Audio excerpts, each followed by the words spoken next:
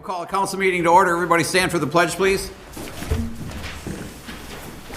I pledge allegiance to the flag of the United States of America and to the republic for which it stands, one nation, under God, indivisible, with liberty and justice for all. Clerk, take the roll. Mayor O'Connor. Here. Morissette. Here. Wakefield. Here. Knudsen. Here. Kennedy. Here. Brook. Here. Hall. Here. All right, before we get started, I wanted to point one thing out. It's come to my attention that there had been an announcement in the paper that there was going to be a public hearing tonight on the, I believe, the Operation Help issue, and that was erroneous. There is no public hearing on that issue tonight. So just want to let people know that in case you were here for that public hearing. It was never intended, well, I don't know if it was never intended, it might have been, but then pulled, but I don't think it never made this agenda. So sorry about that. If you were here for that, might have that in the future, I guess. Trying to get my computer back up here.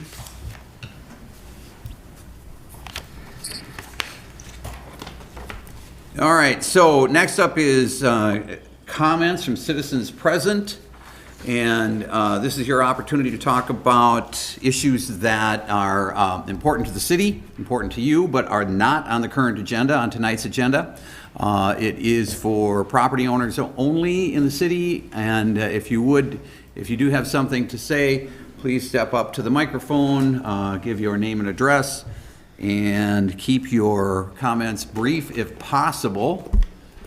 No, not if possible. Please keep your comments brief, and also try not to repeat other people's comments in the interest of time.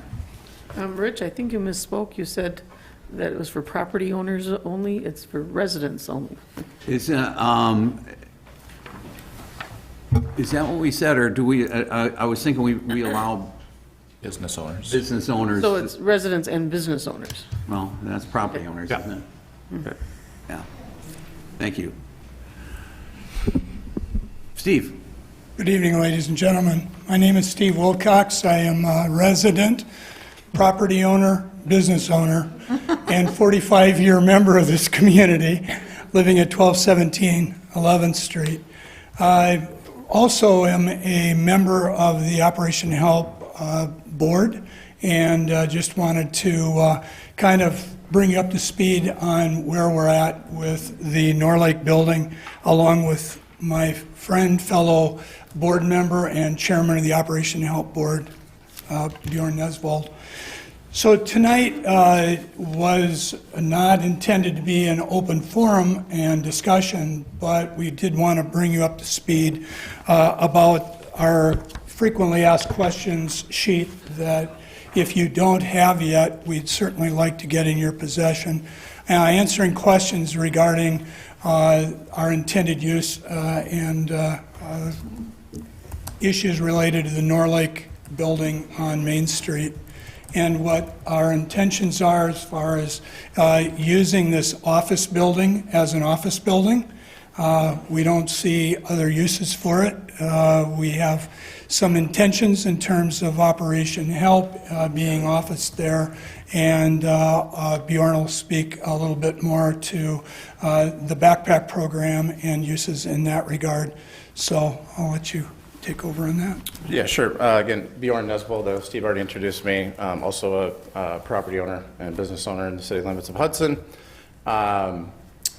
Specific to the FAQ that Steve mentioned, we know that there's been a lot of rumors, et cetera, going around town about what specifically the backpack program would be doing out of the facility, because people are aware of how they operate today. So just wanted to make it very clear ahead of when we will be on the agenda next month for a vote on the rezoning, that they are completely retooling how they're going to be offering their programming to fit squarely within all of the conditional use permit guidelines laid forth by the city. And so if you haven't heard that, that's where we would refer you to the FAQ document, which is very detailed to lay exactly how they are retooling that program to fit within those guidelines, to make sure people aren't concerned about intensity of use concerns with the aspect of their programming. So like Steve said, it's an office building. It's a large office building, and we continue to plan to use it as such, just like any other developer project would in that space. So, thank you. Thank you. Thank you. Thank you. We have 3 more minutes. I don't know where you came up with that.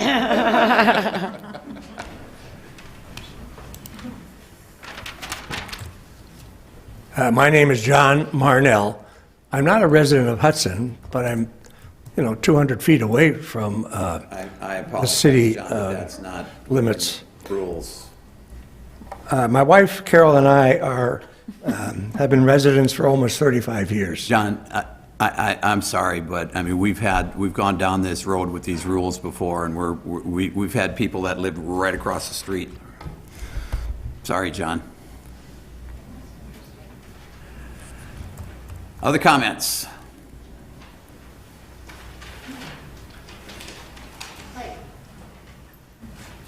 Good evening. Joyce? My name is Joyce Law, and we just moved from North Hudson to Hudson, 441 Stage Line Road. As president of the Friends of the Library, I'm obviously a staunch supporter of our vital community resource.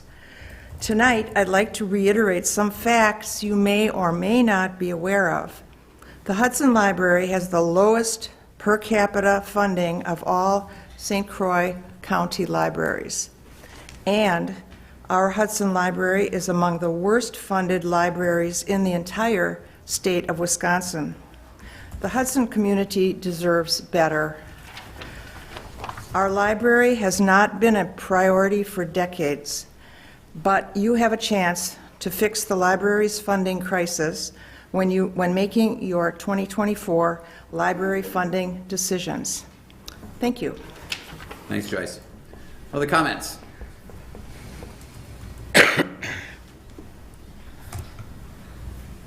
Hi, I'm Kathy Roberts, and I have lived in this area for 55 years. I moved here when I was 12. Not really, but anyway, we moved to Hudson, and now I feel like I can at least speak because I am in very much support of the Hudson Library. I'm on the foundation board, and we are working hard to keep the library as a community area center for the downtown area, and we love our library. And I will say what Joyce said is when I looked at I was looking at the job openings for the Hudson Library and River Falls Library, and the Hudson Library paid half of what the River Falls Library paid. So I know that this is a huge community-supported library. If you just look at what's happened at the library, and I know we had some issues with the closing of it because of the storm damage, but it's a vital part of our community, and we love our library. So I really am here to support it, not just because I'm on the foundation, but because we've had 4 kids that have gone to this, and we're always in a cramped space. Now, hopefully, we will have a better space in that location. So, thank you. Thanks, Kathy. Any other comments?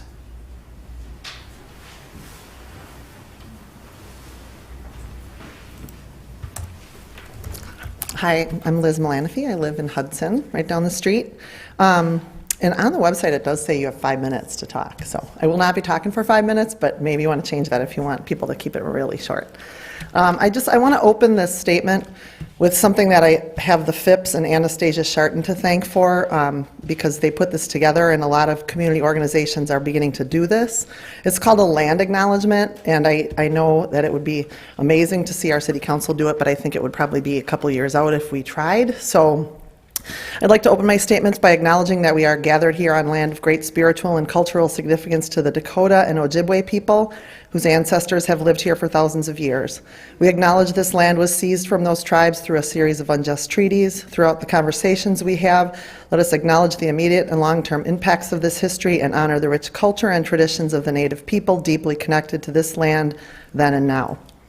For those of you who are not able to attend, our amazing Hudson School District ELL teachers hosted a celebration of nations on March 9th at Hudson High School. Children and families from within our schools, our community, and surrounding areas, as well as performers, presenters, and people of many different walks of life, gathered to celebrate what they have in common and what sets them apart, what their traditions and heritage are, and the value in remembering and perpetuating those stories, practices, and gatherings.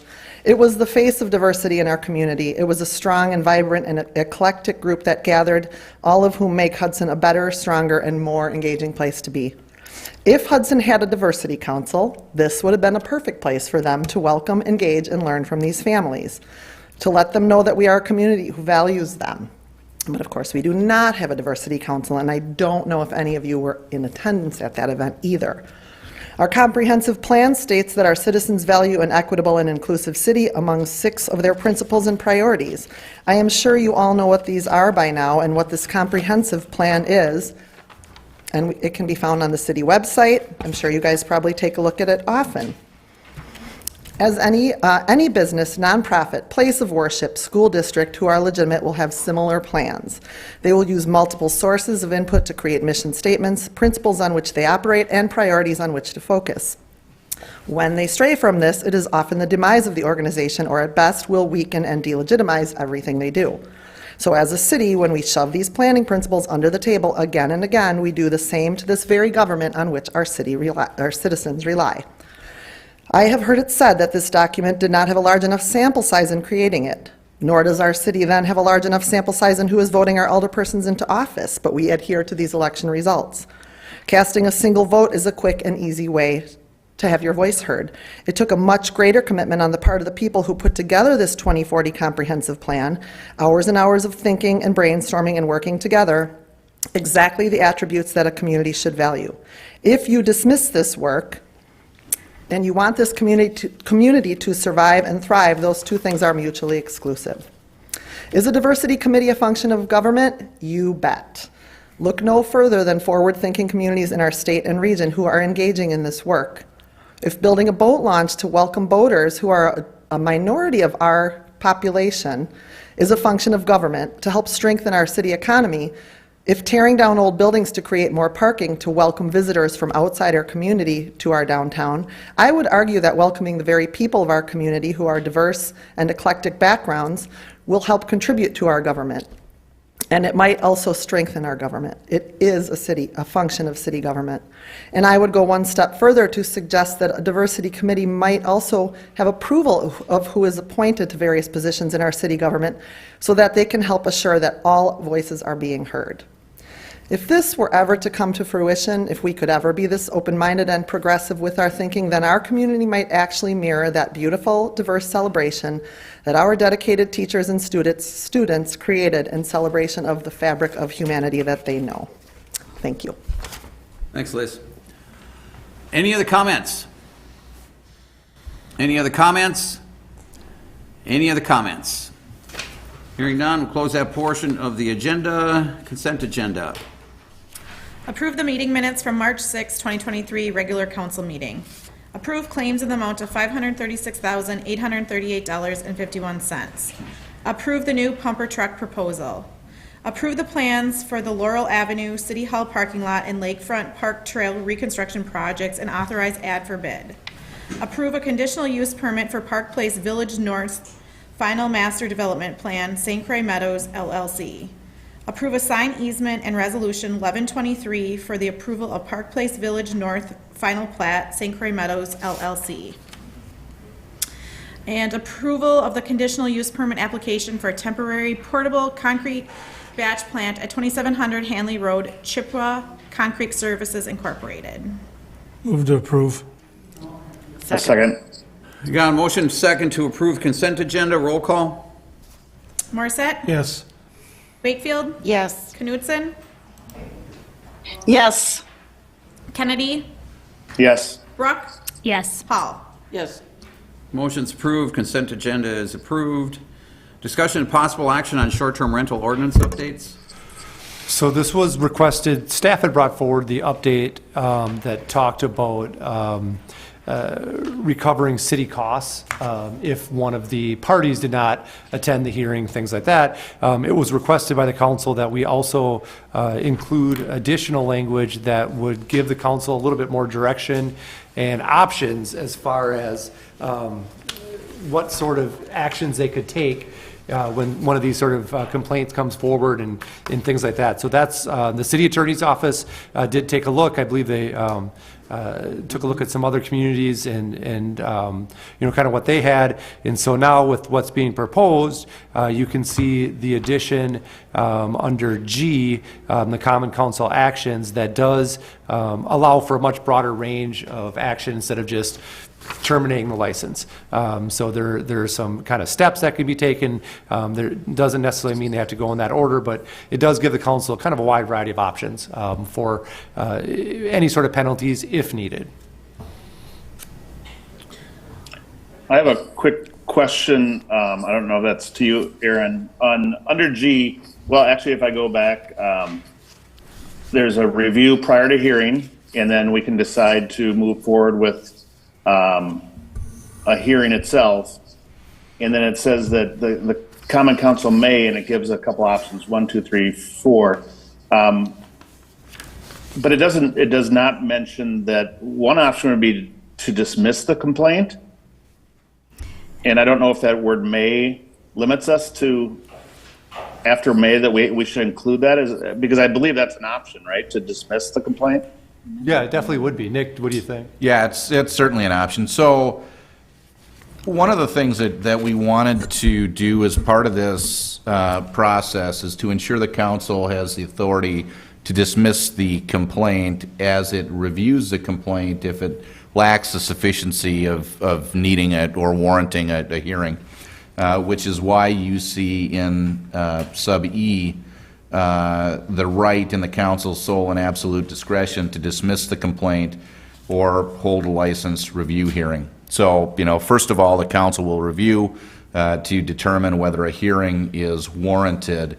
And then secondarily, the council shall make findings at the hearing, and it may, and this goes along with if it sees fit and finds sufficient evidence to take action, it may modify the existing rental license conditions, impose new conditions, impose fine or fees, or revoke the license.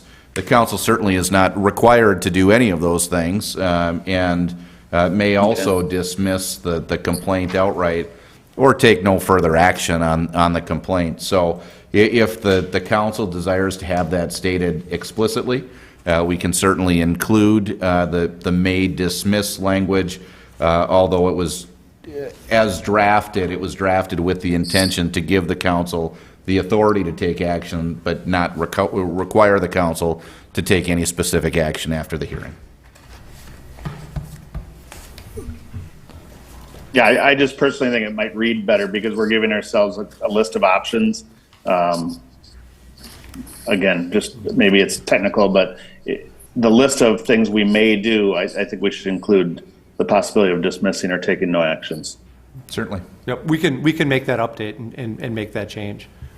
Bring it back. I mean, there's no rush. We're not getting it. Okay. So, I mean. Yeah, I would just approve it with those changes. And yeah. Did we have first reading last time, or? No, because we didn't actually do it because we wanted to add this additional language to it, so technically we did not, no. So are we suspending rules? yes, please. Move to suspend. Thank you. Yeah. They do it for so long. Second. We have a motion and a second to suspend the rules. Roll call? Morissette, Yes. Wakefield, Yes. Knutson, Yes. Kennedy, Yes. Brooke, Yes. Hall. Yes. Motion is approved. Rules are suspended. Move to adopt, what's chapter 225, 226, with the changes noted. Oh, sorry, that was the wrong one. With the short-term rental ordinance update, 523. 523. With I'll second with the changes. With the changes, correct. All right, so we have a motion and a second. Discussion? I had two additional questions too that I didn't get in there before moving to suspend the rules. Sorry about that. On D, it talks about the grounds for revocation. I'm just wondering if we should maybe have something disciplinary action up to and including revocation, if that was needing revocation. Let's see, D. So towards the end of that statement. 141. Yep, 141-9C. 141-9C. 9C, revocation.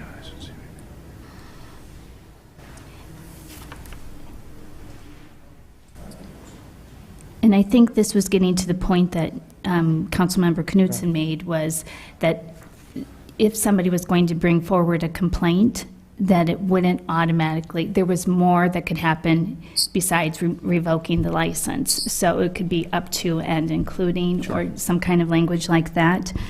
And the other one I had a question on was E. What would additional license fees be? And I wondered if that would be violation fees or penalty fees. Which letter is that? E. E. Should have brought your administrative assistant with you. Let's see. Additional license, it's on the last sentence. It says additional license fees. I just wondered what those might be. I don't know that there are any specific fees currently that would be assessed, although certainly as a condition of modifying a license, the council could impose additional fees, whether there's third-party consultant time that is required in processing, perhaps multiple complaints. I wanted to leave open the potential that the council could impose additional fees depending on the circumstances. And that's why I was wondering if it was like additional fees or additional penalty fees or violation fees. I didn't know if like the license made necessarily sense to me, but. No, and I can certainly remove license if it's confusing.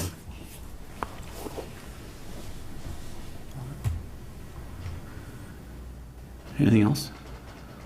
That's what I saw. Okay. Thank you. Sarah, did you want to make the change to D? Is that what you're suggesting?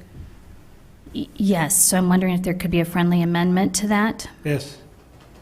So in D, it would be up to and including. And in E, it would be either penalty fees or violation fees or just plain fees.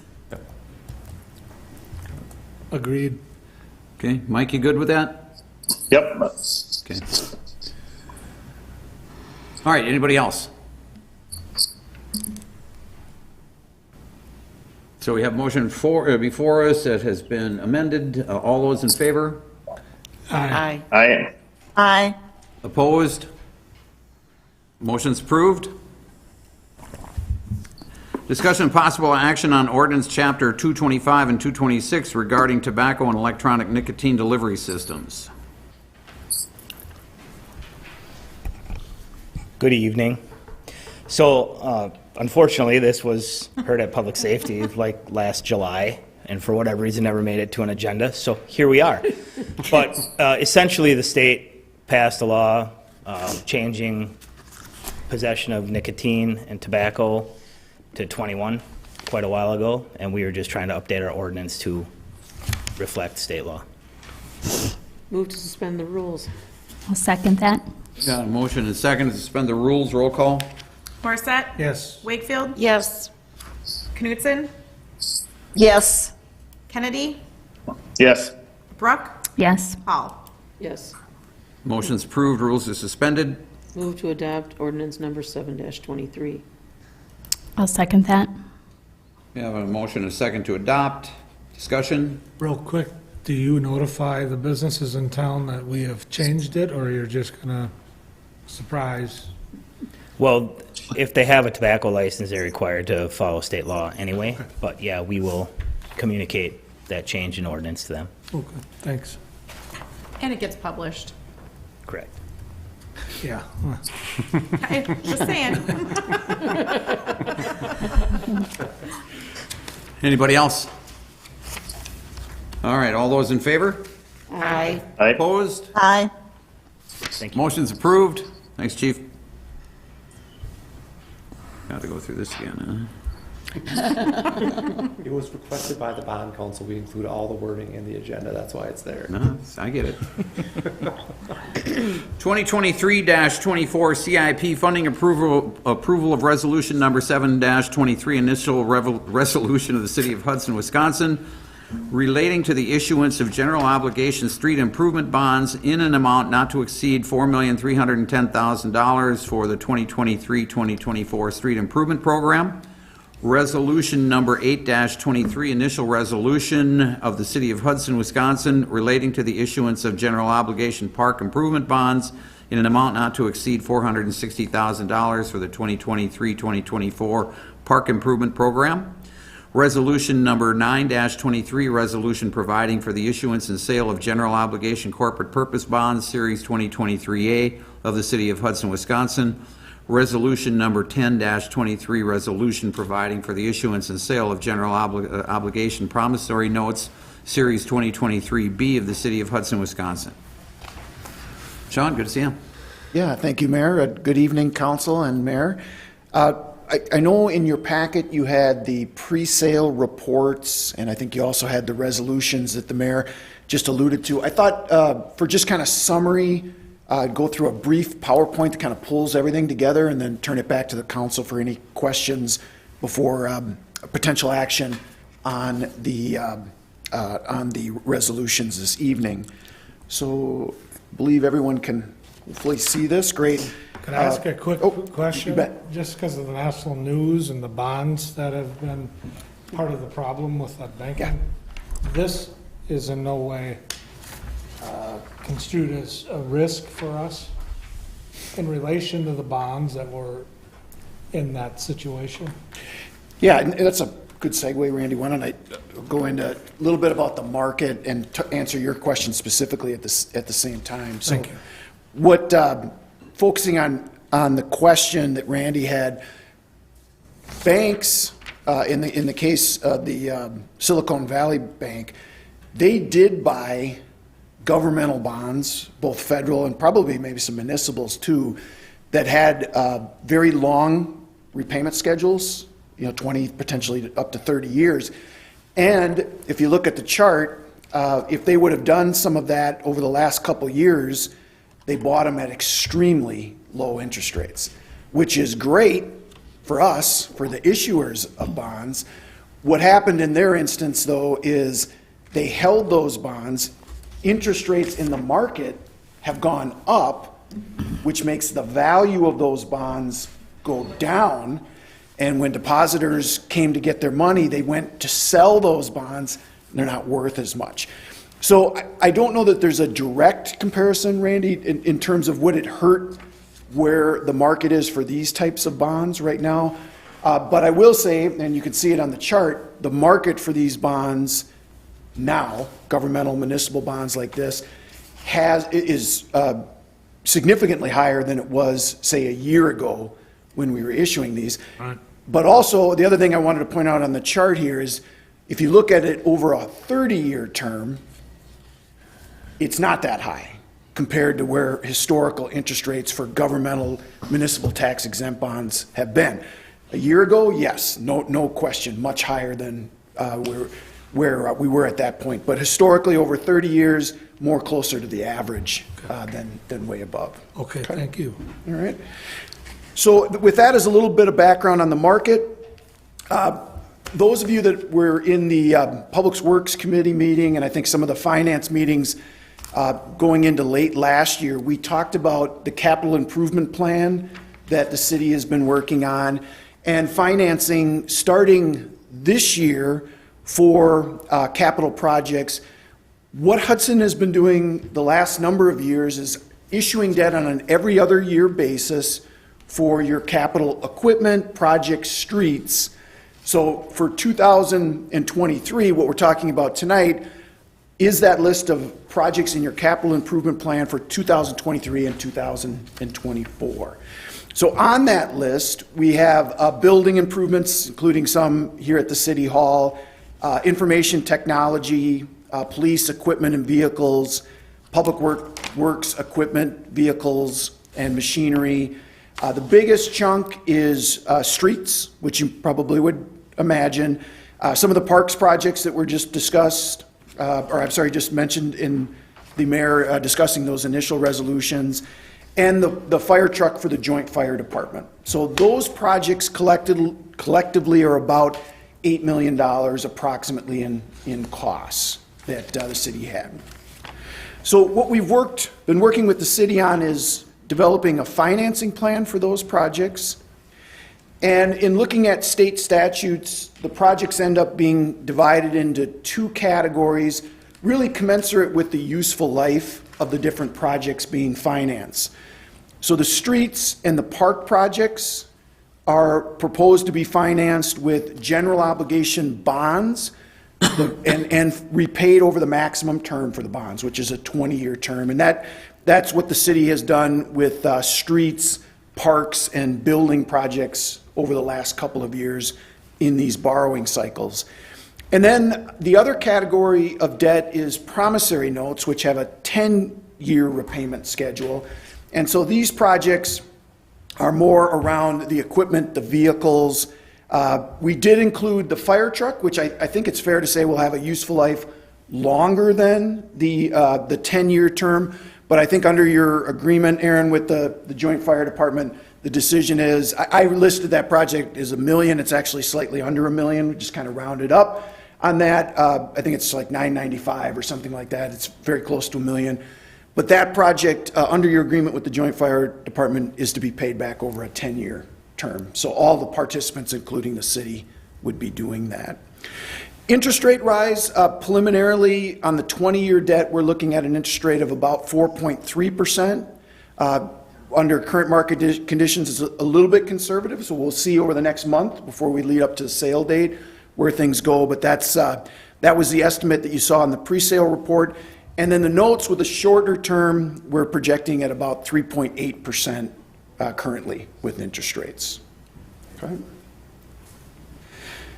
Now, the next two slides are the impact of the new debt on the city's borrowing capacity and our projections on the debt levy. The red line on this chart is the state allowed maximum borrowing using general obligation debt. So for Hudson, that's over $140 million. It's 5% of the equalized value. You've used this tool very conservatively over the years. Right now, and including the proposed new issues this year, the bonds and the notes, the city would have just under $34 million in debt outstanding. So you can see significantly well below the maximum that the state allows. And then as the debt's paid back over time, that borrowing capacity increases. The one thing that's not shown on this chart, though, is future projects that you might have. Now, the next slide, this slide was one that we shared late last year again with Finance and Public Works. This includes both the existing debt that the city has already issued that you're repaying. That's on the bottom of the bars. It's kind of the grayish color, and this is the levy that you have currently to pay that debt back.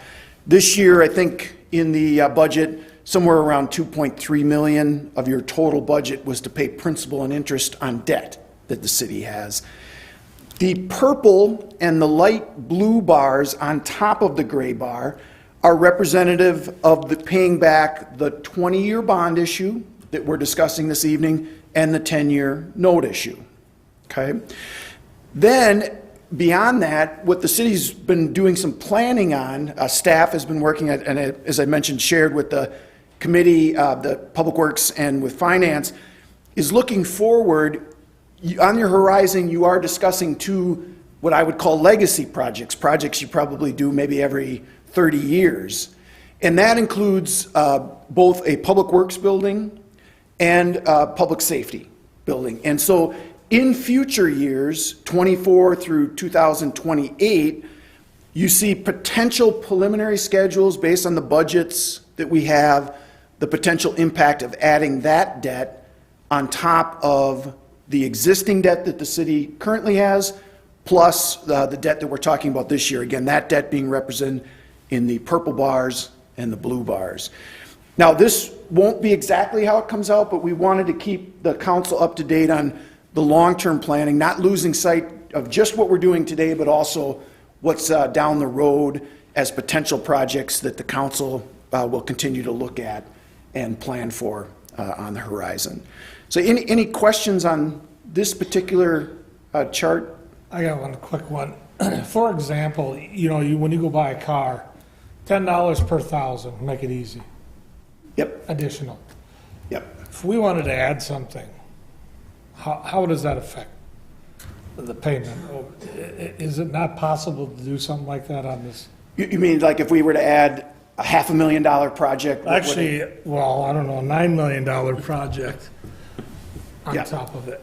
So that kind of the yellowish bars that you see here, Randy, the yellow orangish bar above the blue and purple, that's the impact of the $9 million public works building. So if you added another $9 million project. On top of that? It would obviously raise everything else up. Yes. Okay. And if it's helpful, I don't have that slide here, but we show it this way, and then we can also show, and I think we did with the public works, as the debt gets added, what would the impact be on, say, a $400,000 home or a $400,000 business? So that we can look at that more closely, because I think that's what people understand more is, okay, how is that going to affect me if the city proceeds? I didn't have that on today's presentation, but it's certainly stuff we can get back to you. I know we did it last fall, I think. Yeah, so when the council approved, if you remember the CIP, we looked at that, how that debt ramps up and what it meant, impact, so we could add that number in and show what that additional impact would be. Okay. Yep, we can do that. Thank you. Oh, yeah, you bet. You bet. Okay, timeline-wise, as the mayor started our discussion, there are 4 initial resolutions under state law for our process to issue the debt that can be approved and start that process this evening. 2 initial resolutions related to the bond issue, followed by a corporate purpose bond, which combines those 2 initial resolutions together, and then a 4th resolution for that note issue for the shorter useful life projects. Going forward, we're planning on having the sale. So what we would do the morning of April 25th, we would solicit competitive bids and bring those bids back to you for your review. Nothing is locked in, and you're not finalizing anything until you've seen those bids and accept them. Very similar to construction projects that the city does. In between, we'll be working with city staff on preparing the offering document and also working with the bond rating agency. The city has an excellent AA2 rating right now, and we'll be working with them and discussing a lot of what we're talking about tonight in an attempt to either keep that rating at the same level or try to get it even higher. That's always the goal.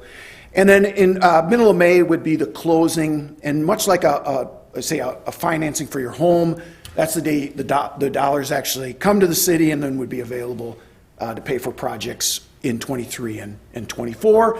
And one positive thing about interest rates being a little bit higher, is that investment rates are higher. So while the city is waiting for the 2024 project, you'll be able to invest those dollars and actually earn some. In recent years, it's been very small earnings, but now with interest rates a little bit higher side on the investment, especially short-term rates with the Fed continuing to raise rates in the near past, we can earn some reasonable interest on those borrowed funds. So with that, I appreciate everyone's patience, and Mayor, if there's any questions before you consider those resolutions, I'd be happy to answer those. Sean, thanks. Anybody, questions?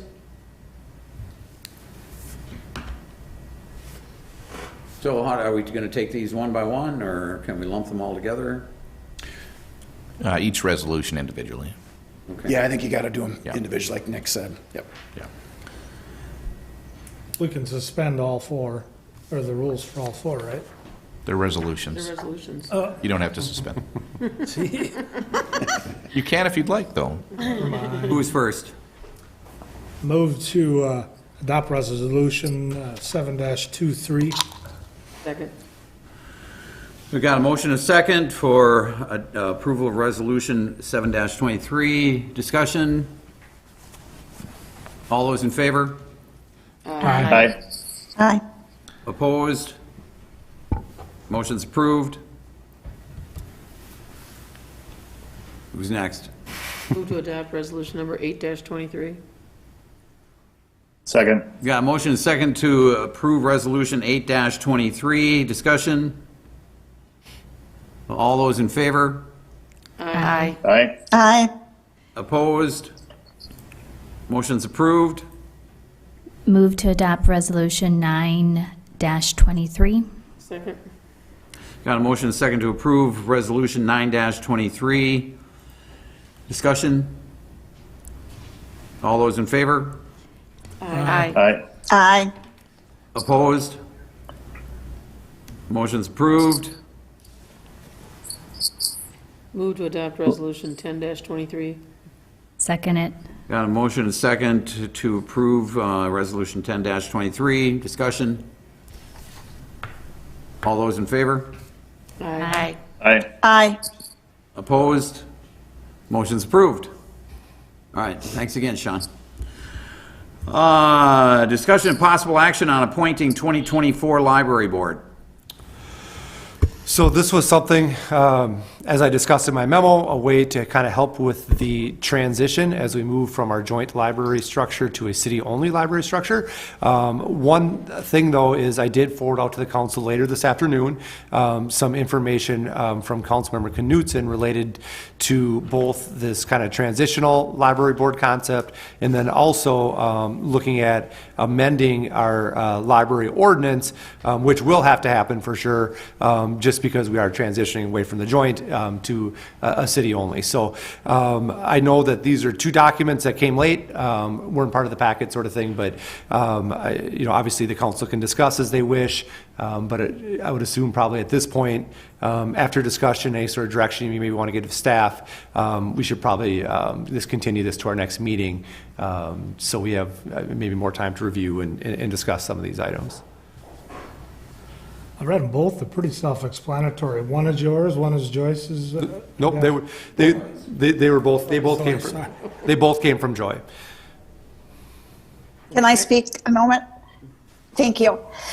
First of all, I wanted to say that I definitely support the idea of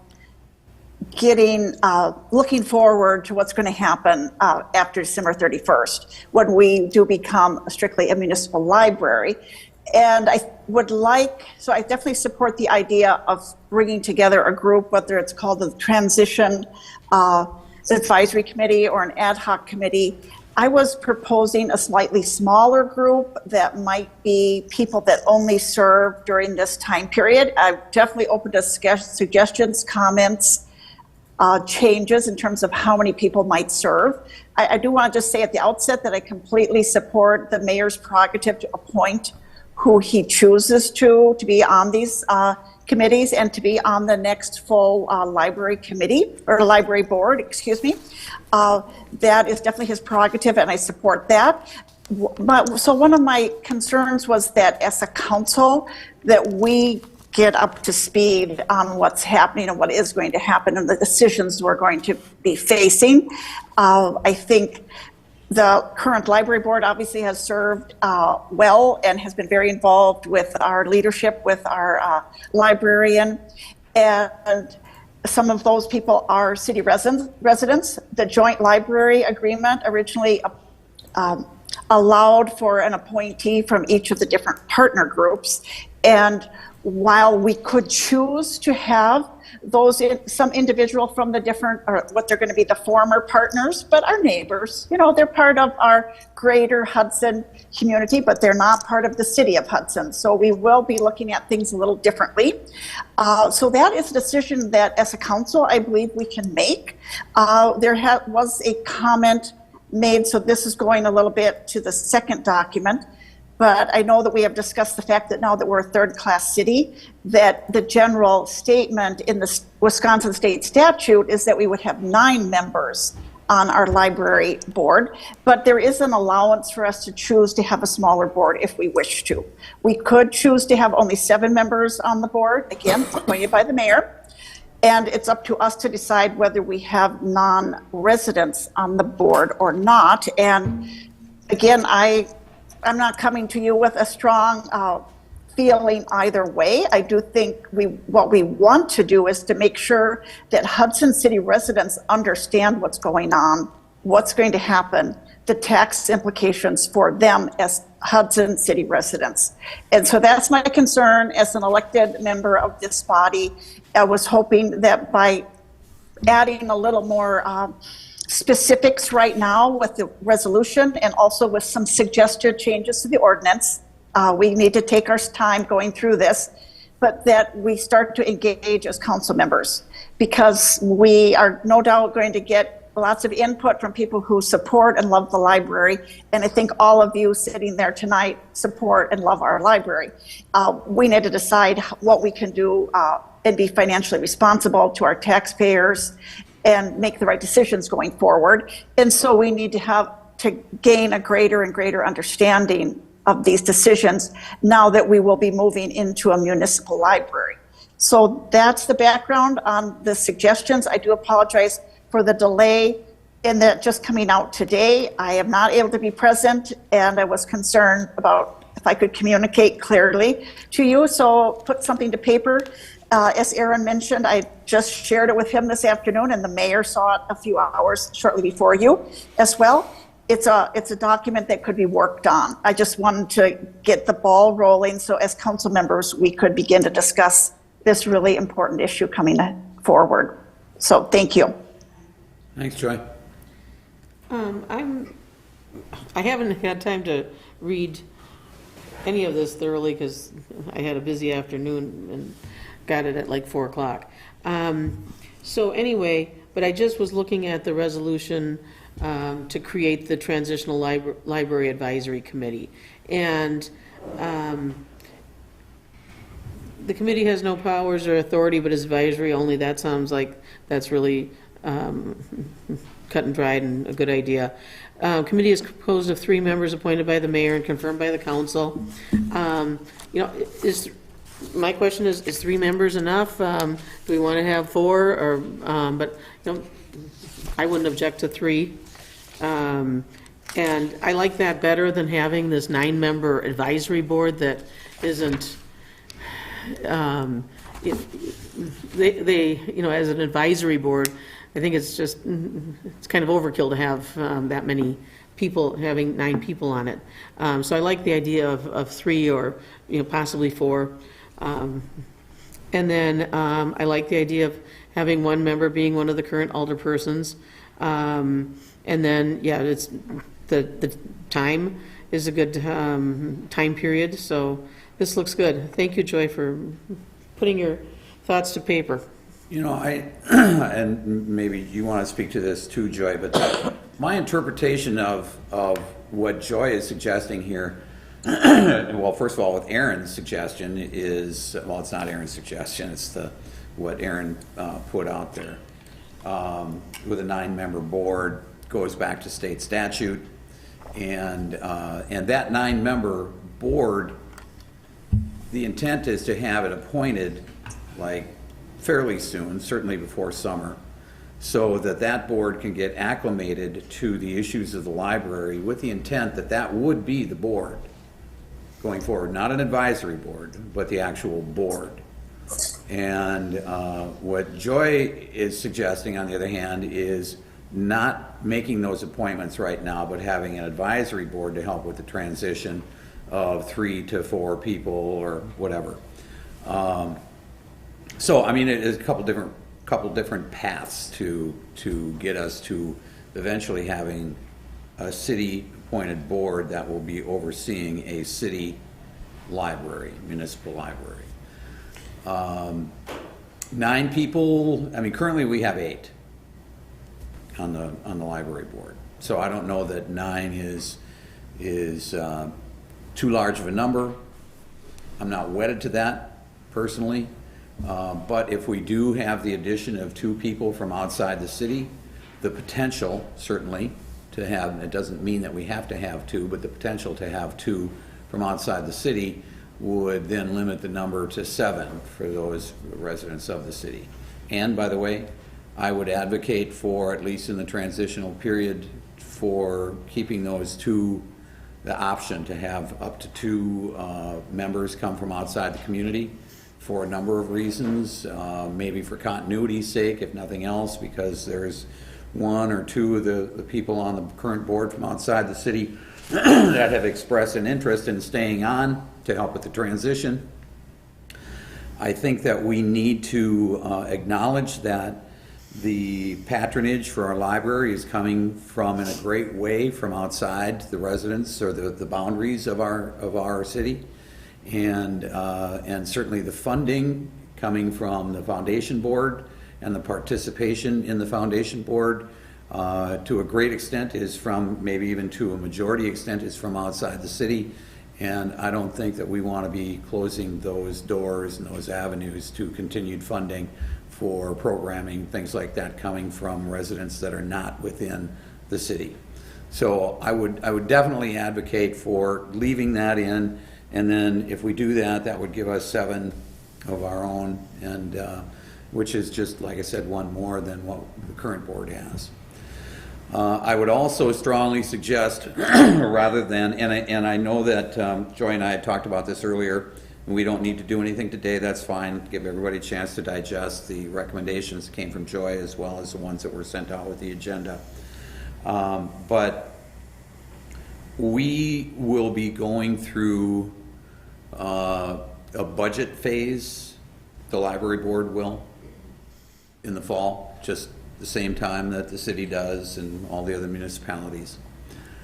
In my opinion, that is an exercise that should be completed by the new board and not the old board, because the new board would then represent the city for a city-run library. And I think I think it would be prudent to have the new board, newly appointed board, taking over that function.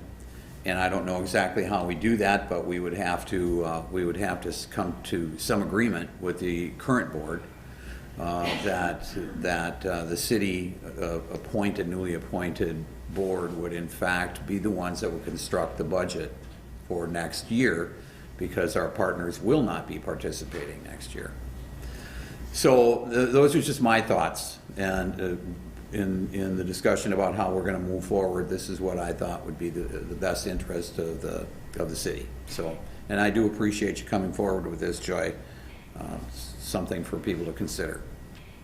So, Rich, how many of the current board members do you expect will be will you want to have continue? And so would you be, so then I would assume that you'd be appointing them if we were to adopt the board with 9 members, that you would be, some of them would actually be serving on both boards. Is that correct? Yes, more than likely, absolutely. So we would have some continuity. Pardon me? So we would have some continuity. Yes. Regardless of how this shakes out. Well, yeah, and well, it depends upon if we go back to what Joy was recommending, that we just have an advisory group of 3 to 4 people, versus if we put a board in place sometime in the next month or 2. I'm wondering if we have connected with Shelley and gotten her feedback on what her preference is, or if that's okay to have her weigh in on that. I'm just curious, from an employee perspective. I've talked to Shelley about the concept of the board, and I believe, I don't want to speak for her, she's not here, but I believe that she's supportive of the concept of trying to make sure that the new board knows what's going on and is supportive of what's going to be happening. And it's difficult if we just appoint a brand new board, basically effective January 1. You will have potentially some continuity of some of the members depending on the structure, but you're going to at least have 3, 4, potentially more new members on it. So I think she's definitely supportive of having buy-in from the new board that she's going to be answering to, starting, January 1 next year. A new board versus what Councilmember Knutson was proposing of a... I have not discussed that option with her. Okay. We just got it today, so I'm not sure her opinion on that. So I couldn't speak to that part. My conversation with her about this also went to pretty much the exact same comments that I just made here a moment ago, relative to the budget thinking it's very important that our board be the one that creates the budget. And and she didn't disagree with that. But I think we recognize that there could be some problems in implementing this, but we'll get through that if that's what the council desires. The current board has a member who represents the school district. That is not mentioned in this. It's my understanding, Joyce, that that member is in fact prescribed by state statute. So even if it's not, we would want to maintain a school district representative. It is in statute that there's a school district representative, so they'll still be having that, regardless of kind of how we decide. So is that in addition to the 9 members, or is that included in the 9 members? That's included in the 9 members. And it is the appointing authority shall appoint as one of the members a school district administrator or the administrator's representative. Okay, so that person could be from either inside the city or outside of the city? Yes. Correct. Yeah. And so would that person be included in the possibility of up to 2 members being non-city residents? I'm thinking, it's my understanding that would be in addition to the 2. Correct. Yeah, that's right. Standalone.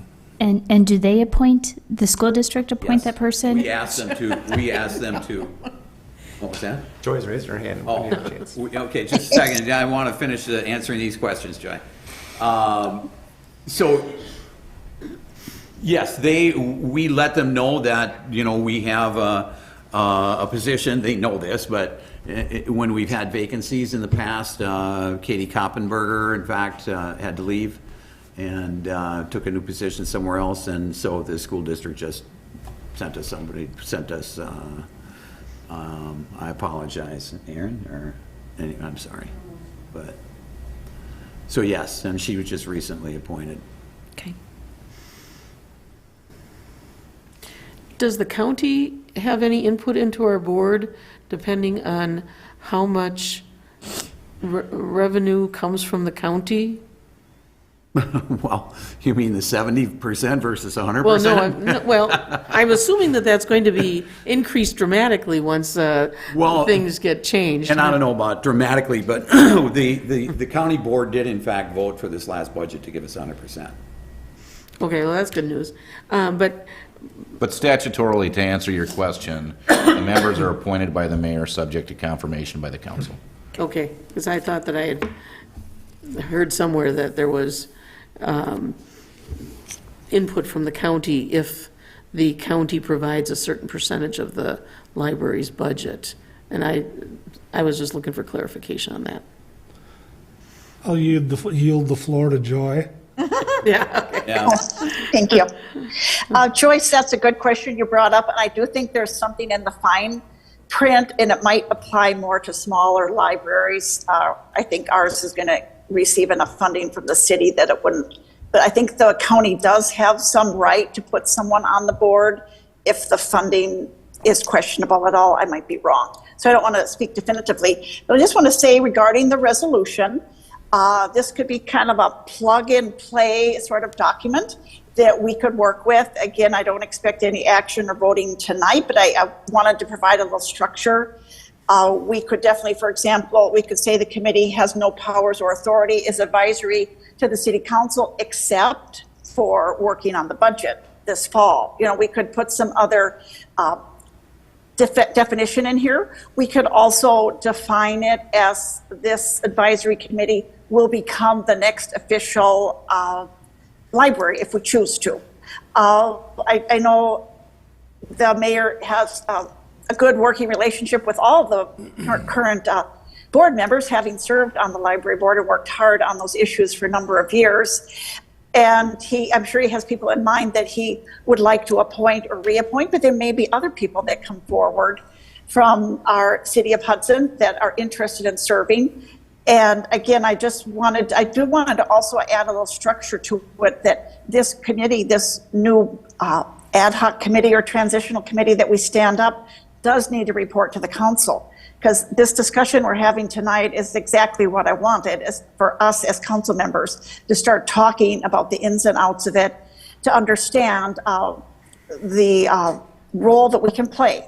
The state statute does declare quite a few of the parameters that we are going to be guided by with a new municipal library, but there is a role that the council can play, and I want us to be aware of it and understand as much as we can, and certainly be prepared for understanding the budgeting process this fall, because we've got some very big decisions to make, and we need to, ultimately keep our taxpayers in mind, keep our library, our local residents in mind that are using it, the city residents. But certainly, as the mayor stated, we need to and we want to rely on and encourage the use of the Hudson City Library by all of our neighboring communities. We want them to come to the library. We want to use the resources, check out books. That's going to be a key part of our funding.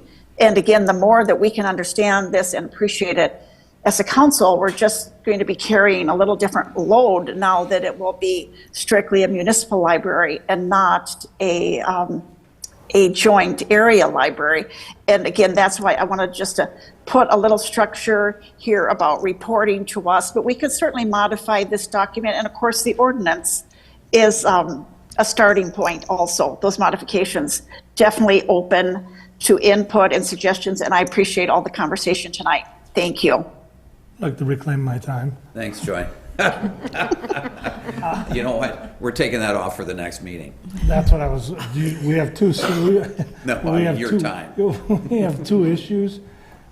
Do you want this to be able to post it and then we postpone hers till our next, No, I think both can wait. I mean, I think the mayor's right. We'd like to have something in place by the beginning of summer, but that's why we're starting the conversation now. So it could either be the concept of just like a 3-person advisory committee, or it could be the concept of basically appointing a board in waiting, and in the meantime, they're going to participate in board meetings, they're going to provide input, things like that. So either one of those options are there, but I think we need to discuss that more. So I would say that these are both okay to wait until next meeting to make some decisions so I'll move the table, both of them, for our next full council meeting. Second. All right, so that's a formal motion. Why don't we just move to place it on the agenda? Because otherwise, we have to have a motion to take it off the table at the next meeting, so. Why don't we It's good practice. just postpone it? Well, if you want to do that, that's fine, but that's how it's got to read on the agenda, is that you got to pull it. And actually, once you pull it from the table, can you take it up right away? Or do you have to put it on the next agenda? No, I think you can take it up right away. Well, he's tabling it to the next meeting, so that should, all we should need is a formal motion to take it off the table at our next meeting. We can, I'll rescind it, make it easier. I'll move to postpone till our next immediate meeting, full council. All right. I will second. Got a motion and a second to postpone. Any discussion? We All did- those in favor? Aye. Aye. Aye. Opposed? Motion's approved. Did you have a comment, Sarah? I was just going to ask if by any chance, maybe Shelley could be present at that meeting to be, That would be. I'll talk to her. okay. That'd be good. All right, discussion and possible action on interim transportation service agreement. Yes, so we discussed this briefly, well, we discussed it a few different times. When we talked about actually implementing our full transit service, and we found out from the state the timing and how we have to go through all that, we knew we'd have this kind of odd gap here. And so part of it then is when we talked about the ARPA fund allocations, was setting aside, in this case, $30,000 to fund an interim service. So basically what we're looking at for right now is a service that will supplement what's already offered by the county within the city. So right now the county offers elderly disabled transit within the city. If you have to go to doctor's appointments, if you want to go to store, whatever it might be, they offer that service, but they only offer it during set times. And there's obviously a need for it, in more times than just those. And so what we're looking at with this provider is to provide services during times right now that there are no services. Or if there is a service, you have to use a taxi or an Uber, which is very expensive. So what this would be is, basically it's a subsidized service that we would offer to elderly and disabled residents. That's basically all we can offer at this point in time. What our goal is long-term is if we move to a full transit, it's for anyone to use. But this interim service is focusing on building off what's already available in the community, the county services. So you can kind of see in the agreement a little bit, but they're basically going to offer this service Monday through Thursday, 1 to 5 p.m. Because right now, the county does not offer services during that time. And then on Fridays, we'd be looking at the 9 to 5 p.m. So really opening up a lot more hours of availability of this service than we have available right now. Within the agreement, you can see what the cost structure is. Basically, our $30,000 will be pretty much subsidizing that. I don't honestly know for sure if that's enough for the whole year. If not, the county's not sure necessarily either, because they don't offer the service in those times, so they're not exactly sure of demand. But we figured it was a good number to start with, and it will offer, we think, at least a good amount of service through the summer months and things, and hopefully through the whole year to get us through. But we're not 100% sure about that. What if we run out of money? Well, I think if we start getting close to that, we come back to the council to ask if we want to provide additional funding moving forward. And it could be from ARPA, or it could be from other funds as well, possibly. But just because we didn't know, we thought this was a pretty good number. And it's still a significant investment by the city as well. And playing the other side of the coin, devil's advocate, is there a sunset on it in case something just goes completely? Yep. So the agreement basically says we can cancel any time for any reason. Okay. So if we decide it's not working, we don't like it, whatever it might be, we can cancel at any time. Our only obligation is to pay for whatever rides have already been undertaken. So the county provides rides, what, Monday through Thursday, 9 a.m. to 1 p.m.? Yep, that's it. And not at all on Fridays? Right. Okay, so then, do you have an idea of, like, what percentage of the rides are wheelchair accessible vehicles? So, how often we'd have to pay that additional pickup fee, for example? How many of the rides are over 5 miles within the city limits? Things like that? I think majority of the rides are non-wheelchair. There are some, but there's not a lot from my understanding. There will be some, but I don't think it's a very large percentage, and the same with the distance. The distances are all, because you're pretty much going from set locations, senior centers, assisted living facilities, things like that. So you're going from pretty much known locations, because there's really not a lot of at-home, sort of pickup or anything like that. This is from facilities to places and then back to the facilities sort of thing, so, yeah. So is this a round-trip ride, or is this a One way? Was this One way. one way? It's So one then, so we had, okay, so we would double the cost because it would be round trip. Yep, that's And correct. then, And then the other part of it too, just to note with the times, is that depending on how things go, we are gonna look at it also including weekends. If it's successful, or if we're seeing actually way more requests for weekends versus this, the company is willing to look at that, but they wanna see first just how it goes. This is kind of a new thing, so we wanna get a handle first on how that goes, and then we will, if we see the need, look at expanding to weekends if possible. Under 11, Joyce, it says they request the return for a round trip under yeah. that was 11.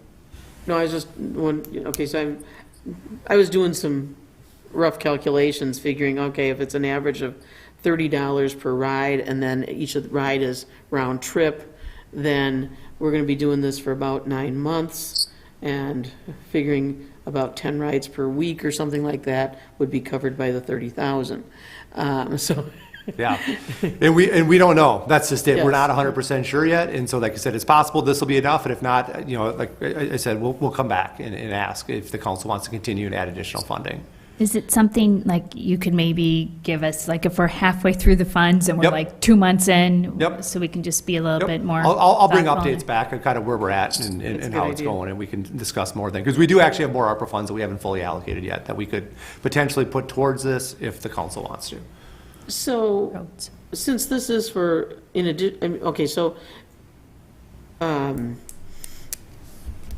this is going to be for doctor visits, and urgent care is open on Saturdays and Sundays.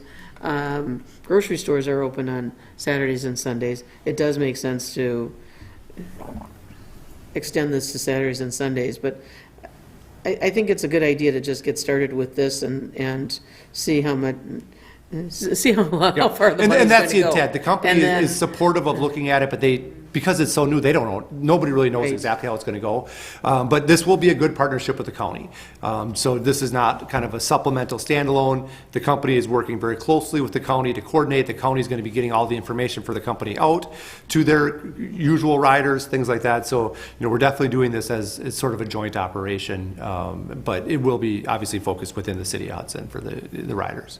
So does this company, is this like Uber, where they have private cars, or do they provide the cars to the drivers? Yeah, this is kind of what they do in other locations. So they have their own vehicles, they have, things like that. They, they have their set drivers, everything like that. It's not just somebody signs up and, hey, you're in sort of thing. I think they're very focused on making sure that it's a good experience for the riders and, things like that. And does the county use this service? They do not. Nope. Okay. Nope, the county has their own. And then where are they headquartered or located?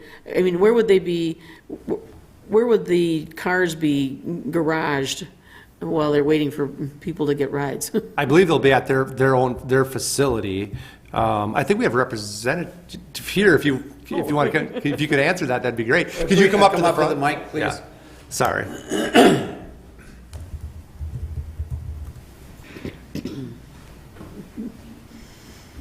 Hi, I'm Therese Persico Larson, and we office out of our houses. Our drivers use their own vehicles, and they are vetted and background checked, and the vehicle undergoes an inspection.